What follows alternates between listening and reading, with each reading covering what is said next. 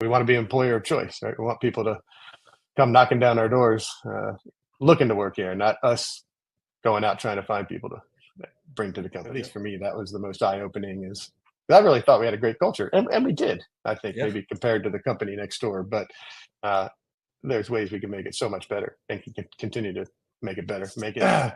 It gave them an opportunity to try to understand why this person is maybe pushing back. Maybe they have a better idea at the end of the day. It might be a positive thing. They would bring out that they were getting frustrated because, so and so didn't understand that you have to do it this way, or so and so doesn't understand why they have to do this. It's stupid. We shouldn't do that. It doesn't make any sense. And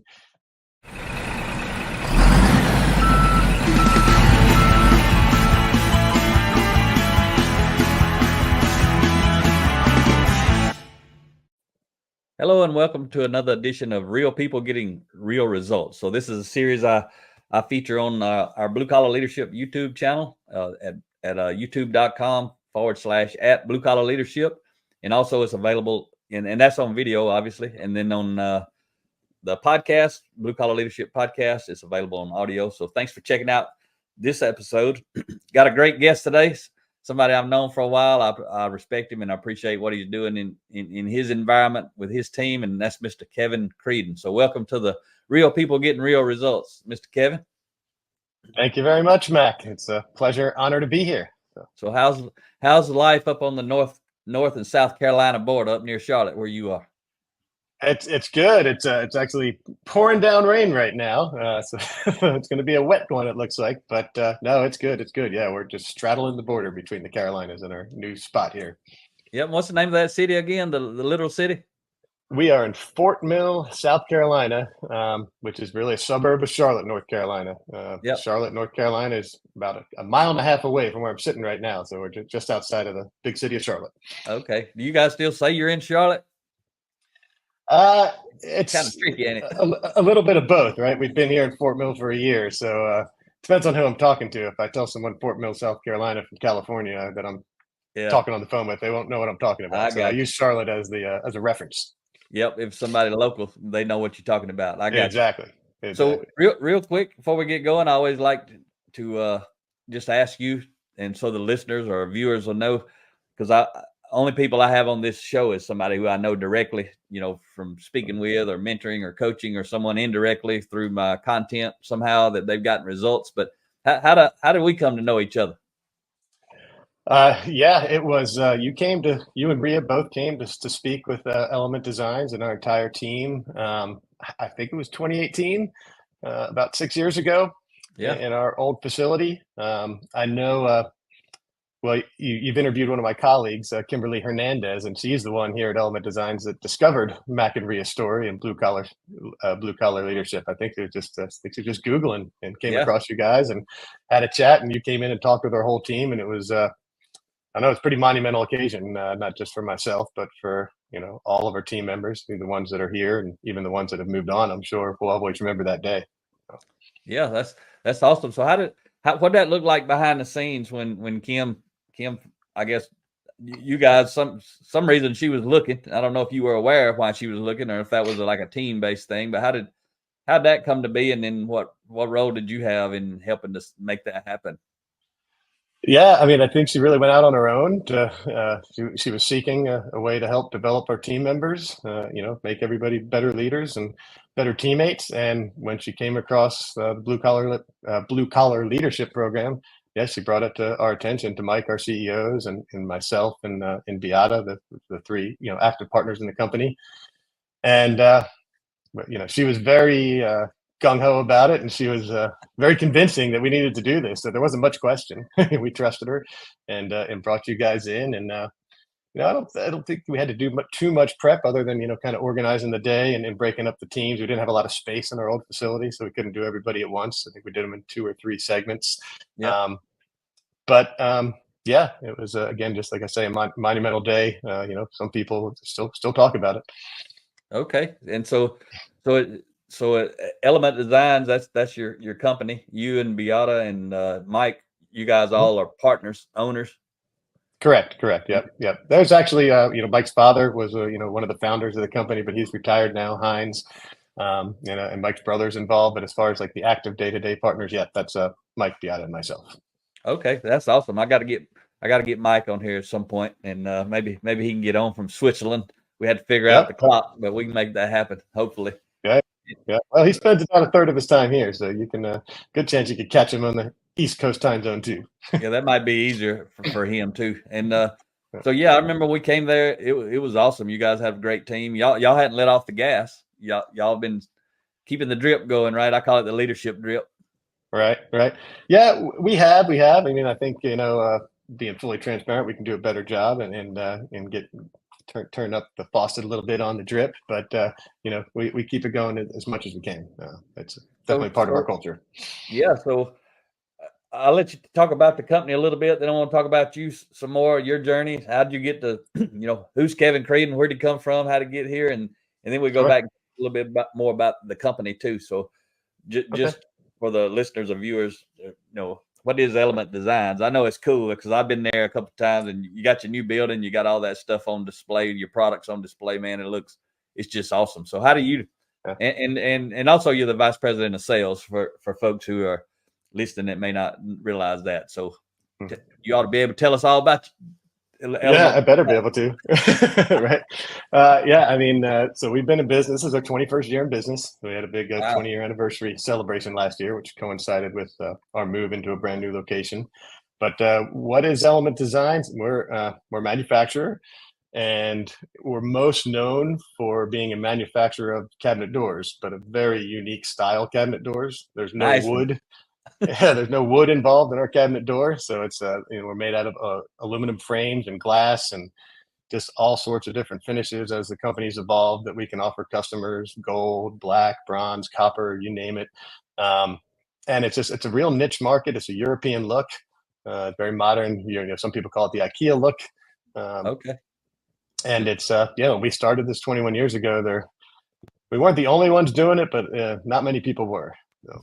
Outstanding. It looks good, and you guys have a nice operation, and that new facility is awesome. Rhea and I got to stop by. We were going somewhere, I don't remember where, and stopped by, and we talked to a lot of folks, gave some folks some hugs. There are some folks out there who ain't forgot us for sure, and they're thankful for you guys introducing us to them and all that stuff. So man, that's awesome what you guys have been doing. So how'd you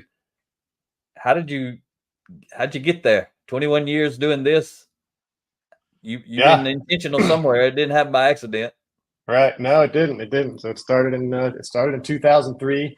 I mentioned Mike, our CEO's father, Heinz, who was our first CEO, and he went off into retirement, and Mike took over the business from the CEO standpoint.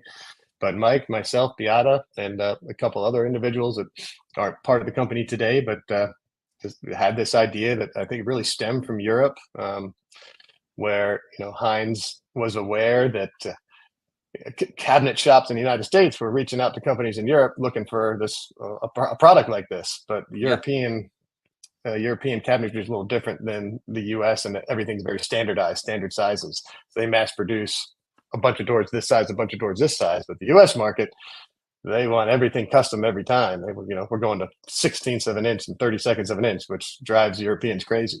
They want millimeters. So anyway, we saw a market for custom doors, custom small batch doors, and took it and ran with it. One thing I'd point out in the very beginning, we didn't intend to manufacture at all.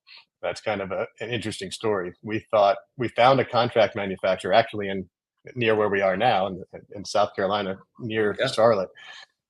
For the first year or so, and we were just going to be a sales and marketing organization. That was our business plan, and somebody else would do the manufacturing. But it didn't take us long to figure out, if you want to control the quality, if you want to control the lead time, the service, you got to control the manufacturing. So we took the first dive in our second year into making this stuff, and here we are 21 years later. Wow, that's neat. And you guys are still growing and expanding. Yeah, we are, for sure. I mean, we mentioned this new facility a few times. So we spent our first 20 years in Charlotte, North Carolina, literally only about 8 minutes away.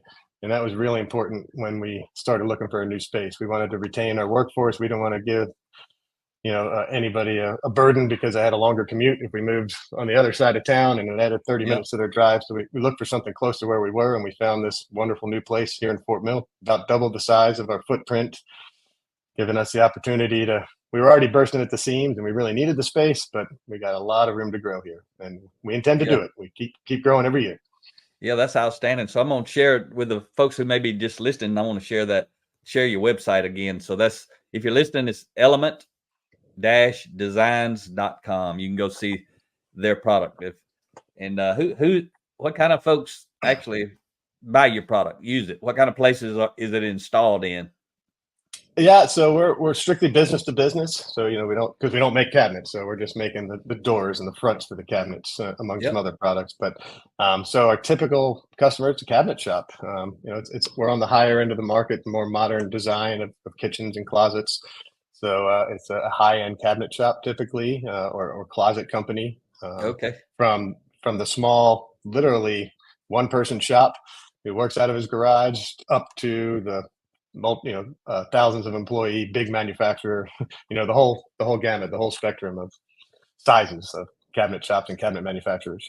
Yeah, that's a neat product and a wide expanse of customers to interact with Yeah. and deal with. And you guys have a national sales team, right? I got to meet a lot of them. We'll talk Yeah. about that a little bit, but you did a book study with them using one of my books, and we'll talk about that moving forward. But tell me about the sales team that you deal with and reports to you, or you support, whatever Yeah. word you want to use. Yeah, absolutely. Support is definitely the right word. So we've got a team of, I think it's 28, individual salespeople around the country. I should say around the continent. One of them's in Canada, and the Okay. rest are here in the States, and they all have their geographic territories they cover. So they're not actually employees of Element Designs. They're what we call independent sales reps in the industry, or a Yep. lot of industries probably use that term. But they may not be on our payroll directly, but they're certainly part of our family and part of our team. And they carry multiple lines of products. So Element Designs would be one, and then they'd have products that would complement it for the cabinet industry. So we've got them Okay. spread out all over the country. We got I have two sales managers that work with us as well, Chris and Craig, who help me manage that group of salespeople. Okay. All right. So kind of got a big picture view of what you're doing and what you guys are about. So I know when we came in, and I want you to go back how far you want to go back. All I know is the time that I know you, right? We came in and we spoke to your team. They were highly engaged. I don't think the team members had never brought anybody in like us to speak to the full plan, I don't think, right? No, we So had not. Nope. so they seemed really interested, and then you got really interested. That's why, that's the number one reason I wanted to have you on here, because of your growth. And I know, again, I don't know what you were doing before, but I know once we came in, I felt you get a lot more engaged. Actually, I could see you changing a little bit as just a person. So did your leadership journey, reading personal growth and leadership development, did you start that some other earlier in your life, or did that really kick in when we came? Yeah, no, that was definitely the kickstart. I honestly had never read a leadership book. I've been to some conferences where there's a speaker, at a trade show, at a closet conference, a kitchen conference, and somebody speaks, and you get riled up for an hour, and then it all fizzles away, Yeah. right? Because you don't follow up on it, and you don't have any tools to follow up on it. So no, that was really the beginning for me, for sure. And you had been highly successful up to that point, which is part of the value you can bring is helping me help other people. By some people may listen to this who may be very successful like you were in your career, well into it, and hadn't really got into this. So what caused you to dive into it? Because you had never let off the gas. Like we said, it's been about 6 years, and you've read a lot more books than just mine. But what caused you to really? What was the catalyst that caused you to engage like that? Yeah, I mean, I think it was more about our team than myself. What really got me excited about it. I mean, just seeing how excited our team was after you and Ria came to speak with us, and then we kicked off these book studies, and just seeing the development kind of before my eyes of some of the team members, which made, of course, me want to be a better person and a better leader. Yeah. So I think that journey didn't just start for me that day. It started with a lot of my colleagues and all of our team. Yeah. Did back in those days when you first got started, did you lead some book studies then initially, or was it a little while later, or I don't know how No, y'all we actually did it? Yeah, we kicked it off almost immediately. I mean, I think the week after you guys came to visit us, we started the book studies, and we broke up the company into departments. We have different departments in production, and there'd always be a facilitator or kind of leader, I guess more the facilitator would be the right word, Yep. to lead those book studies. So I was involved in one that was really kind of the office staff, sales, marketing, accounting, HR. That was a smaller group than it is now 6 years Yeah. ago. But yeah, no, we kicked it off right away in different departments going through. We started with, I brought a few of my props here, but started with the Oh, the front lines book. the blue book, Okay. yeah, the front lines, and everybody went through that, and when we finished that one, we started another one. So what sold you on that experience? Not just you personally. I mean, like you said, you saw your team members. What caused you to go do it again? Because you did it once, and could have a lot of Yeah, people don't even do it once, but you did it once, and y'all are still doing them to some degree. right. Yep, we are to some degree, and we need to do more of it. That's for sure. But I guess what sold me on it, just we have so many people that are they're great, workers and out on the front lines in their department, but they don't really talk much. They just put their head down and do a great job and do what they do, and I think it brought a lot of people out of their shell. That was something that we'd never asked them before. What do you think? So Yeah. and they got the best ideas out there. They're doing the job or the task every day. So yeah, I think it's just the way it brought people out of their shell, and it got people working together better. Not that they were enemies on the floor by any means, or not working together, but just I think it made everybody more comfortable and sharing their ideas and bringing their advice. You think they started to see each other more as people instead of just coworkers? Yeah, absolutely. Yeah, that's a perfect way to put it. Yep. And that's what you mean. I think that's different though than when you said they were coming out of their shells. What's that? What describe that to me? What's it mean when you say they're coming out of their shell? Yeah, I just think some people with their personality just hesitate to speak up. Maybe they think their opinion. People don't want to hear their opinion, or their opinion doesn't matter, which of course it always does. And I just think going through these book studies and the principles gave those type of personalities the confidence, to speak up and say, "What about this?" or "What if we did it this way?" Um, Yeah. and And just then and for teammates to understand, there's so many different personalities. So sometimes people in any line of work are going to start butting heads because they don't understand each other. They don't understand each other's viewpoints. And I yeah. think these book studies made people think, all right, let me try to see it the way they're seeing it. Outstanding. So for the folks listening, just to share what's on the screen, you can go to bluecollarleadership.com/book study training. And there's 4 different testimonials from different clients. And there's also the key thing that's there's a 45-minute video training on how to facilitate a book study. And you guys may not even know we have that available now, Kevin. It's we used to have a podcast where we taught it, and then we put up a PowerPoint, and it's a video kind of like this. We're off to the side, Rhea and I, and we're scrolling the PowerPoint as we're teaching it. So if you ever have people who are maybe going to facilitate a book study in the future, that's something you could share with them, or even the folks who participate, anybody who really likes it. So if you're listening, you can check that out. So you guys went and did blue collar leadership and supervision as a leadership group too. We did. Yeah. Yep. Yeah. We followed up after we went through the blue book, the frontline book with everybody. We had a kind of a breakout with what we call the department leads and some management that went through that supervision book. And I think in conjunction with that, we did the culture book as well. So the 5. Okay. Yeah. Yeah. The 5 components for building high performance teams. Yep. Blue collar Yeah, leadership exactly. and culture. So you did all those 2 books you did with your leadership, your formal authority leaders, basically. Correct. Well, no, the supervision book was kind of with the formal authority leaders, but the culture book we did with multiple departments. Wow. So that's awesome. So the supervision book, let's talk about that a little bit. What did you see with your leaders when they went through that book? What kind of things happened with yourself or with the leaders? Either one. Yeah, I mean, it's I think one of the we have these department leads, so they're leaders of their department for sure. We call them the department leads, the assembly lead, the fabrication leads, and it's just more of them understanding their teammates and the rest of the department. They would bring out that they were getting frustrated because so and so didn't understand that you have to do it this way, or so and so doesn't understand why they have to do this. It's stupid. We shouldn't do that. It doesn't make any sense. And it's just it gave them an opportunity to try to understand why this person is maybe pushing back. Maybe they have a better idea at the end of the day. It might be a positive thing. Yeah. So it's just understanding your team, understanding your family members, right? Which is what your team is. Uh, I think that's one of the things I remember that came out of it. It just it made them better leaders because they would seek to understand. I know you use that phrase a lot before. Seek to understand, or that's actually from the Seven Habits. Yeah. Seek Yeah. first to understand before you seek to be understood. Something like That's that. right. Yeah. See, you can't hide it, man. You've been growing and learning, and you think about it. I'm sure you think about that principle Mhm. sometimes. Sometimes we don't think about it as fast as we ought to, but at some point we usually think about it and realize either do it in advance or while you're in the middle of it, like, hey, I need to shift gears and listen, or sometimes afterwards, like, I got that wrong. I need to go back and try again. You see that Yeah. sort of thing happening? Oh yeah. Unfortunately, it's more of the latter, and that's it's a constant work. It's constantly.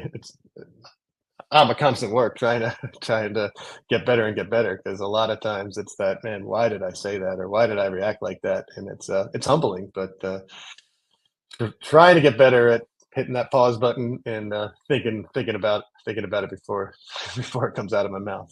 It's Yep. And tough. we all It's no easy task. Nope, we're all human and things are happening. We got different experiences at home, different experiences at work, Yep. playing on us every day. Something's Yep. changing, customers, orders, changes, things dropping in your lap that you didn't know were coming, and things being maybe taken out of your lap that you thought you had, right? Right. All kind of things changing. So when you shared the culture book, you shared that with some frontline people. Yeah, we did. Yeah, we did. I'm just curious, what was their how did they receive that book? Because I wrote that book for the CEO or the top leader, but it's a good book to Yeah. cast a vision for. So what Right. is that what Right. you were doing, kind of casting a vision with that book? Well, the particular group I was with when we went through that book study was with our office group too. So I can kind of speak to that. But Okay. and then some of our department leads or supervisors went through it with production folks, folks on the front line. Yep. Um, no, I mean it was we've always, even before you and Ria came in 2018, we did Yep. pride ourselves on having a good culture. It was an important thing. We just weren't doing leadership book studies and really trying to develop the team from a leadership standpoint, but we always prided ourselves on a family style culture, a monthly company lunch with a monthly company meeting. We've always been very transparent with the entire team about how the Yep. company's doing, even down to financials. So I think it just, well, I think it started to show us, yeah, we tell everybody we have a great culture, but after you read, you dive into this book, well, there's a lot better, a lot of things we can do better. We got a lot of room to improve. And that maybe, at least for me, that was the most eye opening, is I really thought we had a great culture, and we did, I think, Yeah. maybe compared to the company next door, but uh, there's ways we can make it so much better and can continue to make it better. We want to be employer of choice, right? We want people to come knocking down our doors, looking to work here, not us going out trying to find people to bring to the company. Yep. Have you seen that improve over these 6 years? The quality of candidates or the retention or engagement? 6 years, Yeah. I assume you're getting results, so you would probably be done. Stop doing this. Right. No, yeah, no, absolutely. No, yeah, we definitely see results. I think the quality of candidates. I mean, we get a lot of referrals from our team members that already work here. I mean, I think that's the most valuable candidate. When we're seeking to fulfill a position, is somebody else that works here, and we obviously value their opinion. Uh, and it says a lot that they want to bring a friend or a family member into the same environment. If they hated it here, hopefully, I doubt they would say, "Well, I want my cousin or nephew to come work here." So, yeah, I mean, that's it's word of mouth, which it's not word of mouth. I think about a lot in the term of sales and referrals with customers and clients, but it's the same for people we want to add to our team. So, Yep, you're exactly right. And the better your team is, the better their character is, the better the people they're going to associate with outside of the company. So when you raise up their character, they're going to outgrow some people. So whenever they say, and I know somebody, they're going to know somebody with a higher degree of character. And also when they refer them, and you guys do bring them in, they're more likely to succeed because there's somebody in the company that wants them to succeed. So you win all the way around, right? yeah, absolutely. Yeah, I mean, yeah, referrals are the best thing there is in all, 360 degrees around, being a partner in a business. It's not just, referrals are, most people speak about it in a customer standpoint, which it's very important. We all know that that's the best lead you can get is a referral. Yep. But it's definitely the same with recruiting teammates. I mean, we often talk about how, customers just doesn't mean the people that send us orders and then pay their invoices. It's everybody on the floor is my customer, and everybody's a customer to each other within the organization. So Yep. We got upstream suppliers and downstream customers, right? yep, Regardless of where we're at. And that's yeah, part of the lean manufacturing mindset, right? Everybody's a supplier and a customer, really. And how are we delivering our product? How are we serving each other inside the organization? And the other thing, what you just described was what I've kind of shifted. I used to call them a brand ambassador, for your company, but now I've started calling them culture ambassadors, right? Everybody in your organization is talking to people in the community, and what are they saying? That's got a lot to do with who you attract and who you repel, and you guys understand that. And I know, just talking about your growth, I saw you get on Jason Denham. He was the first person I recorded on this series. He's number one. If you're out there listening and you want to go into the series on the hmm YouTube channel, he's episode 1 there. But you got in and started getting on his Saturday calls. And what did I refer you to get on those? I guess somehow you found out. I can't even remember. I can't keep up with all this stuff. yeah, yeah. I think you invited Mike and Mike Ubersax, our CEO, and Okay. get kind of told him about it and said, if you want any of your other leaders to join in as Oh, well. okay. So Mike shared it with a few of us, and I think the very first one Mike was on, Kim and myself and Tim, our production manager. I think the four of us all joined for that first time after you kind of gave us the invite or Okay. Yeah. You just wanted to facilitated the see what it invite looked through like. Jason. Yeah. You wanted to see I what it did, I looked like. did. I mean, yeah, I was very intrigued. I mean, it blew me away. I mean, what Jason and that team at Kilgore is doing is unbelievable, and it's something to aspire to. I mean, we got a long way to go to get there, but that's the end goal is to do the things that they're doing. So grateful that he still allows us to come on. I don't get there every the first Saturday of every month, but as many as I can. And I mean, it's a great way to kickstart the weekend. I can tell you those Saturdays that I'm able to sit in and join that team in Texas, I have a better weekend than the ones I don't. So Yeah. that's for sure. It's So just it recharges it's you a a shot little in the bit. arm. Yeah, yeah, yeah. And you got motivated. It's one reason I introduce folks like you guys to other people who are doing it, because you got motivated enough.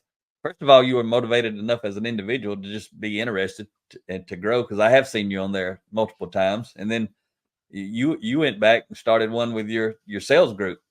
Tell me Yeah, what thought process led you to that and how that worked sure. out. Yeah. Well, I've talked a few times about the first time you and Ria came to visit us, but you came a second time. It was kind of right as things were opening up after COVID. We felt we needed, COVID was bad in a lot of ways. And one thing, it hurts culture. I mean, if you can't all be together, it's really hard to Yep. continue to connect and build your culture. So I'm guessing everybody's company culture took a hit during that time with people working from home or places being closed. So anyway, once things were kind of getting back to normal, we asked you to come back in and speak with our team. We had a lot of new team members that weren't around the first time. We'd grown and had a lot of new people. So it was another great event. So I think that was 2021, if I'm correct, late 2021 or early 2022. Um, and I remember I came and talked to you afterwards. Actually, me and Chris Dwyer, who's our West Coast sales manager, were talking right after the presentation, and you say, "This, I wonder if he's got anything for sales. We could do this. Would be great for our sales team." We had an annual event, our annual international sales meeting coming up in a couple weeks after, or a couple months after that. So yeah, we just came up and talked to you. Everybody wanted to talk to you, so we had to wait in line to talk to you and Ria. But but we, yeah, I asked you, and you turned right around. You had your books, and you pulled this right out, and you said, "Yeah, I got one that's specifically for sales. Who's buying you?" So we bought a couple copies from you right there on the spot, and then reached out to you afterwards to see about if you'd want to speak at our international sales meeting. So we did that. I'm sure you remember it was in late September, again 2022. I'm pretty sure. Yeah, we Got did my years online. right. Yep. Yeah, yeah, yeah, yeah. So you joined us in Zoom. We were still at our old facility, so we didn't have a meeting area. So we were actually in a hotel down the street because we didn't have any room. Our meeting Okay. area we needed to turn into more production space. So Yep. Yep. um, So yeah, so you joined us, and you and Rhea talked with us for about an hour and went over a couple of the chapters, and then we kicked off a monthly book study. So kind of trying to mimic what Jason's doing on a monthly basis, but on a much smaller scale. And yeah, we after 30 weeks, we went to. I'm sorry, after 15 weeks, we did two chapters a night. We did it at the first Tuesday of every month in the evening. And Yep. it's tough. We got people all over the country in different time zones, but I think it was a success for sure.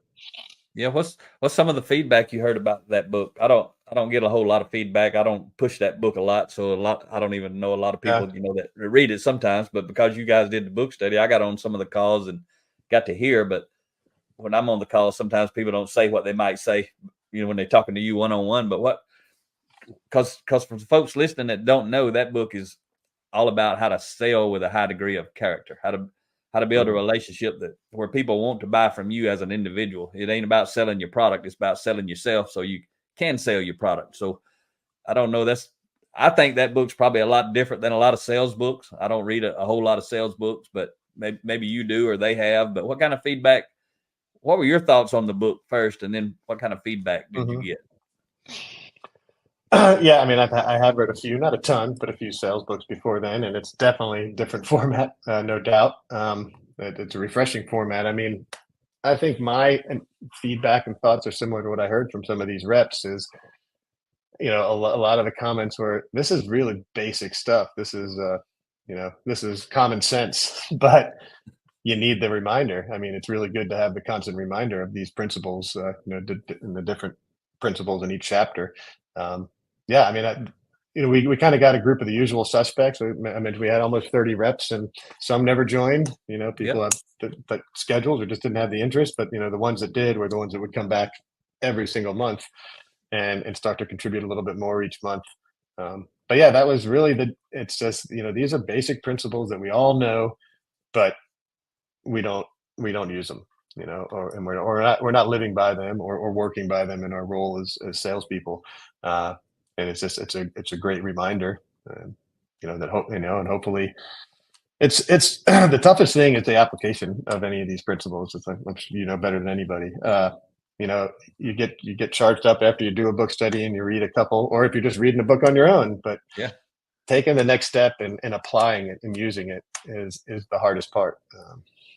Yeah. And that's what a lot of these reps said. So sorry, go ahead. Yeah. No, it's all right. Yeah. So one of the things I share a lot, quote I share a lot of from Myron Golden lately is I always say, I can teach leadership in a room or in a book or on a podcast or on a video, but you can't learn it in a book or in a room on a podcast. You don't learn it till you're applying it. Basically, subconsciously, you really internalized it. But Myron always says it a different way, and I like his way too. But he says learning about something is not the same as learning it. Right? When you read a book or you get Yeah, in a yeah. book study, you're learning about it, but you're not learning it. It'd be like, if I went, if you taught me what you do, what your actual job is, the one I don't know nothing about, I don't know how to do it or anything like that. And there's a lot of knowledge that I'd have to go do your job. But if you taught me that, you did an hour or a half day seminar teaching me what you do. All I know is about it. I don't know nothing. I ain't learned it until I go do it. And then that's when I'm gonna find out I don't know. I ain't learned it yet. Right? Yeah. Yeah, yeah, yeah. I mean, it's like hands-on experience, right? I mean, are you book smart, or you have the hands-on experience, like street smarts. I don't know if that's the right word, but Yeah. you've actually experienced it. You haven't just read about it. Yeah. So Yeah. yeah, for sure. You've lived it. So I'm curious about this too. I don't think I've ever asked you this, but this conversation just led me to want to is when you facilitated that book study online, did you see? I know when we do it in a room where people, like in your plant, when you do it and the people are in the room going through the book study together, you, like you said, you always see those relationships form better. Did you? And I don't even know how you can see it or if you'd see it or you'd hear about it, but was it something you could actually? Did that happen through the online call? Did you see because the folks who actually did get on there? Did you see them see each other different or work together better or build relationships? Do you hear anything about anything like that?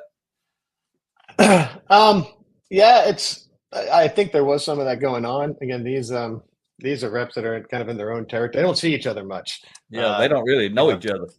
Exactly. I mean, there's the trade shows that happen a few times a year where most of the reps come together, especially if we're exhibiting at it. And then there was, our annual sales meeting event. And outside of that, they're not really getting together much. So, but I do think, because we had gotten through 12 weeks of the 15 weeks of that book study when we had the next annual sales meeting. And I can say that next year, I mean, yeah, I could see, especially the ones that were routine and, on there every month. We have a little social event the first day when they all get here in town, and you could actually see that group was kind of went off and started talking with themselves because They it knew was the each first other. time they, I think, really talked in person outside of these book studies. So yeah, I think Yeah. it definitely strengthened the relationship between these reps. Yeah. So, and then it got them to, and then they even knew each other better after that. So it's just Yeah, like compounding, right? And then when they need some help or support, now they know somebody they can call, which normally they wouldn't know, which is probably one of the reasons you guys do that event where they do get in the room and get to know each other, but it accelerated it, right? Now they already knew each other. Now they just need to shake hands and take it to a whole different level in person, right? right, Yeah. yeah, exactly. And you guys, you started another book, if I remember. You told me you started another book or no?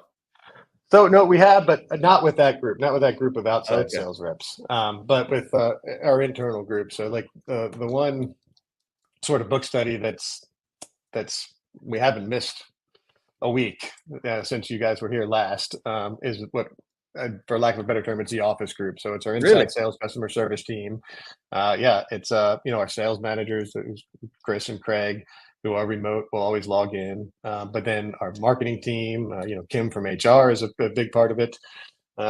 Who you interviewed recently, accounting team. I don't think I left anybody out. So, they all come together. It's if they can, and we probably get, somebody might be out, but it's if they're on the clock, they're here, which is great because it's not Yeah. necessarily mandatory. And yeah, so um, we went through the toolbox tips first after your visit, which the whole company did. So, but so did this group of more office staff, and then we did. Got a hit. We did Ria's book Oh, yeah. more recently, yeah, which Okay. was awesome. Everybody loved that. Yeah. Uh, and then the one we're doing right now is this one here, gratitude marketing, which you reference a lot in your book, Who's Buying You? By Yeah. I always hear in your podcast you struggle with pronouncing his name, so I'm not even going to try. But Michael S. Did you get to speak to Mike that wrote the I book? did, yeah, yeah. So what I told you, I think it was after one of the Kilgore Saturdays. I texted you afterwards just because I just seen you online to let you know we're about to start this book. We hadn't even started it yet, and yeah, you connected me with the author, Michael. Is it Shiratino? Will be my best guess is how you pronounce it. And yeah, we had a chat. We connected on email and scheduled a time to talk and talked for about 30 minutes, and it was really awesome. Okay. Um, I don't think he's ever been told of anybody that's used his book for a book study before. At least that was the impression I got. So he's Okay. real interested in that and how we were doing it, and just told me about what led him to wrote that book. That book, it's focused on selling more of a service where we're selling a good. It's a financial advisors, Yep. but that doesn't matter because A lot of everything he principles in talks there. about. Exactly, it's all principles. It doesn't matter if you're selling a service or a good or a product. Yeah, so I really enjoyed talking with him. There's a couple things he said that it really stood out to me is gratitude marketing is just about, well, my opinion, gratitude marketing is just about really putting the attention on the customer and letting the customer know, how important they are to you and that you care. And one thing he said, and it's kind of what we were just talking about earlier, he goes, there's nothing that's rocket science in this book, but it's about committing to the practices and being consistent. That's the hard part. And that's one thing that really stood out to me because there's so many great principles in your book and his book, but it's the execution that's key, and that's what I think all of us need to continue to work on. That's good stuff too. So you said you've been doing a book study every week since for how long now?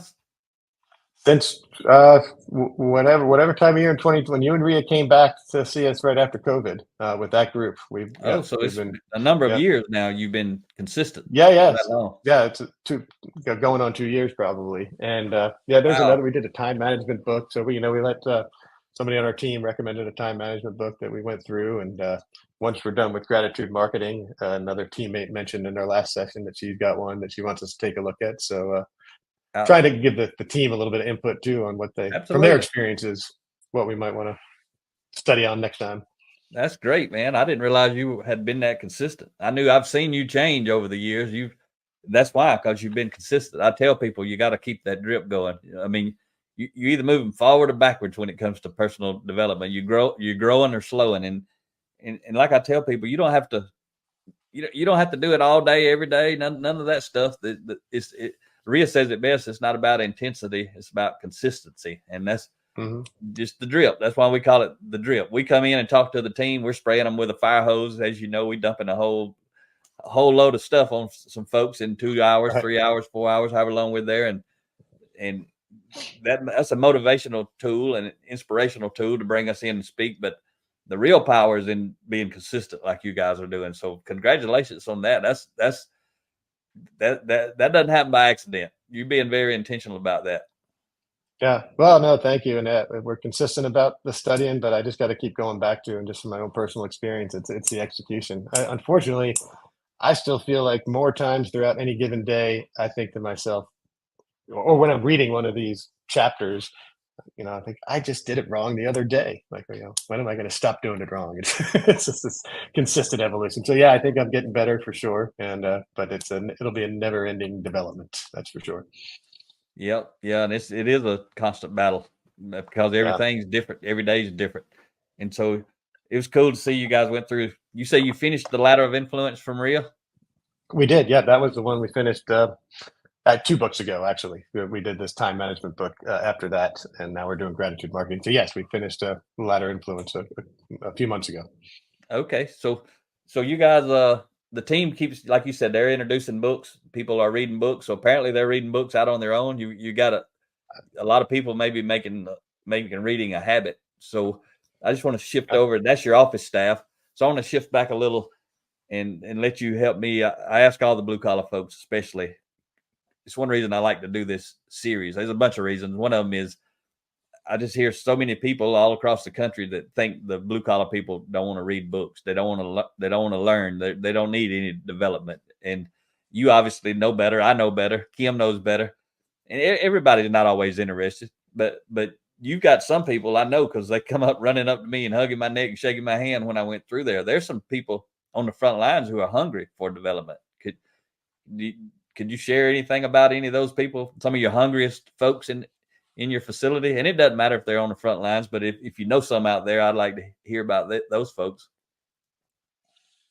Yeah, I mean, for sure. I mean, yeah, frontline workers, blue collar, whatever. I'm not a big fan of the term blue collar, but because we're all one team. But yeah, so the frontline workers, the ones out there making it happen. I mean, there's no doubt that they're hungry for opportunities to develop and learn. If anybody thinks they aren't, that's a big falsehood for sure. You think they feel more valued? You think they feel more valued as team members because you're in developing? Yeah, absolutely. Yeah, I mean, it sets us apart from another potential employer, another potential manufacturer, because I don't think many people are doing this. I certainly, and I see a lot of cabinet shops and cabinet manufacturers around the country, and very few. There's a few that really stand out, and you know it when you walk in there. You almost get a tour of every customer I visit, whether it's a small cabinet shop or it's got 10 people, or it's a huge manufacturer. It's got hundreds of people, and it's night and day between just you can see it. I mean, the way the employees are smiling, they're saying hello to you as you walk by, and then there's some places you go and people are just never pick their head up when there's a stranger walking through. So I mean, you can feel it. So you touched on a couple of good things right there for sure. One of them was about being in a competitive advantage, and the other one is something I always used to tell customers when I was doing lean manufacturing, that the sales folks are out there selling, but when they bring a customer into the facility, well, now everybody in the plant is selling. The sales guy's just giving a tour. Everybody else is doing the selling. So have you noticed? I'm sure you probably give a lot of tours to customers through your facility. I don't know if you can remember this literally, but maybe you can. But before you started doing all the development of the people, Can you tell like it's tangible that it feels different when you take a customer through your facility today versus 6-8 years ago before you were doing this, relative to how the people are, the stuff you just described? You see that in your own facility? Oh yeah, absolutely, 100%. I mean, it's and that's a big part of attracting new customers or developing and making the relationships more mature with existing customers is getting them here. Even our old place. I mean, it's even though it didn't look so nice from the outside, it we made it as shiny as we could on the inside. And but we always like to bring customers to visit our facility because aside, to put culture to the side for a second, nobody can really understand your product very well until they see how it's made. So it's always been an important thing for me to get, and all of us to get customers. But yeah, since we started with those, leadership developments, I think we were already a little bit of a step above that some of the others because we Because you always care strive about for the that people. family culture.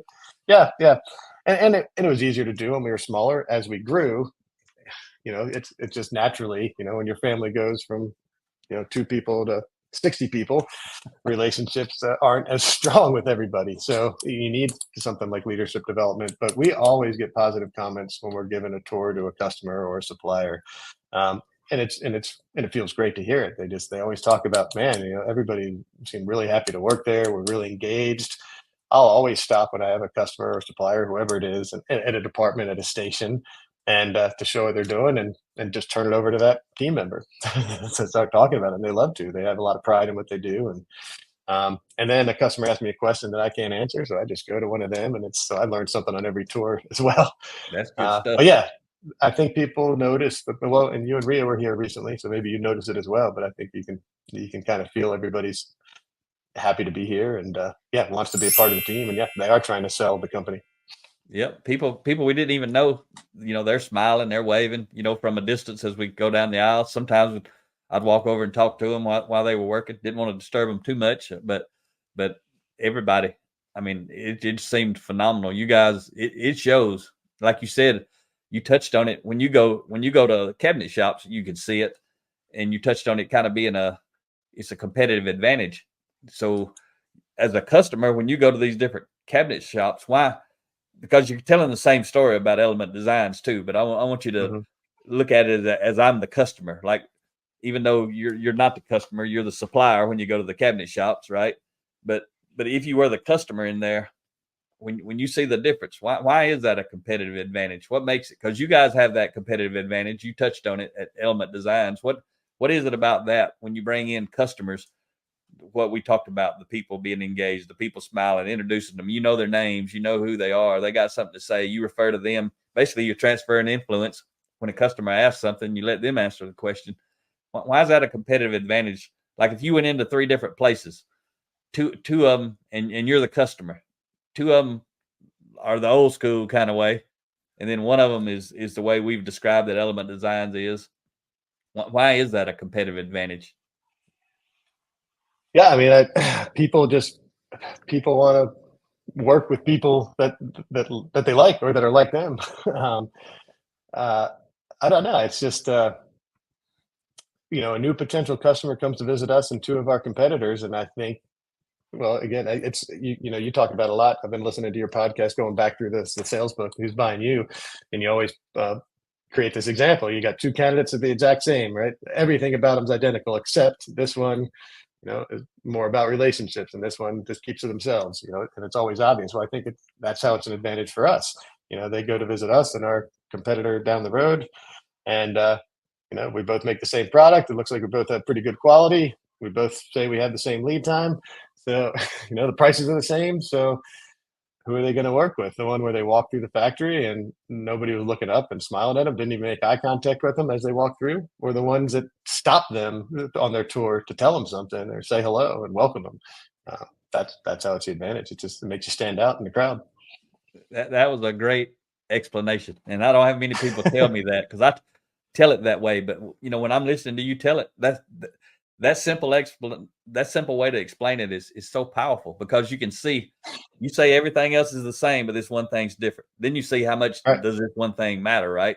And you can do that about every single thing relative to a business, and that's what you got to do. You got to be working on doing the right thing instead of maybe it ain't the wrong thing, but it's not the best thing, right? Doing the best thing of the two options, and that's absolutely true. If everything's equal, and I walk into a facility where people are nice and interacting, you can tell they got good relationships. They want to build a relationship with me versus I go in the other one, it's cold. They don't look like they're happy to be there. It's obvious. Somebody says you can do business with either one. Which one you gonna pick? Everybody's gonna pick the same one. So Yeah, and it's the same for. I mean, I'm not saying we have the ability to choose our customers. We're looking for as much business as possible. We want to keep growing, yeah. but I don't know if I can only get two things done today for a customer, and one I visited and I had a great vibe, and kind of felt like we connected with them and their team, and one that was just strictly business. I'm going to put more of my attention and time into the customer that's I feel like it's more like us. Yep. You're saying some good stuff, Kevin. I'm really proud of you. I'm proud of your growth. I mean, I can literally tell the difference. I remember when we came by and the very first time we were there and we met you and we were leaving, and because your office looks slightly different this time. You got a new office, but Yeah. your other office was like orange. Yeah. Well, I mean, they're Clemson, right? You went to Clemson, and that's it. there was Yeah, a lot of Clemson Clemson alum, and stuff. Like if I look yeah, behind you now, it don't register the same. That other office, you had something was different in there about your Clemson team. yeah. No, it's a little more subtle here now, but but yeah, no, it's well, brand new place, brand new office. I mean, we didn't have a window in the building. The only window was the front door. So Yeah. yeah, so it's a whole different environment here, and I think it suits us well. So real quick, we try to keep these things around an hour most of the time, but we've been talking about your business and your team and all that kind of stuff. And you don't have to share any of this if you don't want to. But has it had a personal impact on you? Anything you share have changed your relationships outside of work? Any kind of way this growth journey you've been on? Yeah, I think it has. I think it naturally has. I don't know if I can think of any specifics, but I think it's just some of those same principles of trying to understand somebody else's point of view, or not. I don't know, not holding the fact that their opinion's different than yours against them, and still being Yeah. open to developing that relationship, and just things like that. What Yeah, about the even pause button? yeah, exactly, the pause button. Yeah, that I think it was in one of the Kilgore sessions that we talked about the pause button and the rewind button. And I know I said I wish there was a rewind button. That one Oh doesn't yeah, exist. yeah. Whoever develops that's gonna be a billionaire. So yeah, the pause button's important, but again, it's all about execution. Sometimes you don't get your finger there quick enough to press pause. So That's then right. but then you just got to own up to it. Saying I'm sorry is important. If you said something wrong, you said it the wrong way, or wrong words came out of your mouth, and that's not just at work. That's certainly much so, and just as much in personal life, whether it's with my wife or a close friend, Yep. or somebody I just met for the first time. So. Yep. So anything I didn't ask you that you'd like to share about yourself or about Element Designs? Or something you wish I'd asked you? Oh boy, that's a tough one. Not really. No, I mean nothing. I wish you would have asked me. A couple of things I'd really want to thank. Well, first of all, you and Ria for uh, getting us on this path. We're huge fans of both of you guys, and love what you're doing, and just amazing what you're doing for others and those that are hungry to learn. Uh, giving them the tools to do so, and then Jason Denham too. If he listened to this, thank you very much, Jason. Very unbelievable of you to open up your company and your monthly meeting to others. It's helped more than you can imagine. So just want to get that out there before we close.